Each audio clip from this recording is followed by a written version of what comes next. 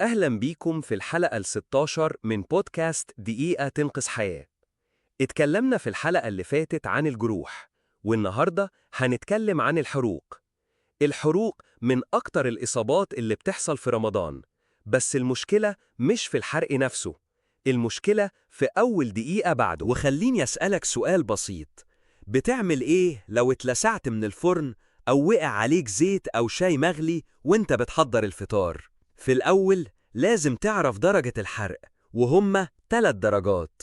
أولاً حرق بسيط درجة أولى، هتلاقي فيه إحمرار وألم. ثانياً حرق متوسط درجة تانية، هتلاقي فيه فقاقيع وإحساس بألم واضح وتورم. ثالثاً حرق خطير درجة تالتة، هتلاقي الجلد أبيض أو متفحم، وهتحس بألم شديد جداً، وأحياناً مش هتحس بألم بسبب موت الخلايا العصبية.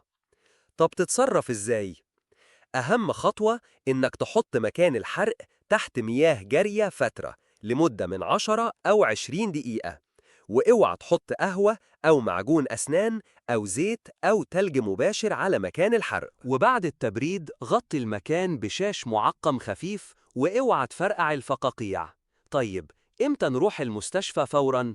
نروح المستشفى لو كان الحرق كبير أو في الوجه أو اليدين أو الأعضاء الحساسة أو بسبب كهرباء، ولو كان الشخص طفل أو مسن. وفي نهاية الحلقة حابين نقولك إن أغلب الناس بتغلط في أول دقيقة، والدقيقة دي هي اللي بتحدد سرعة الشفاء. استنونا في الحلقة الجاية، وما تنساش تشارك الحلقة، يمكن توصل لحد محتاجها.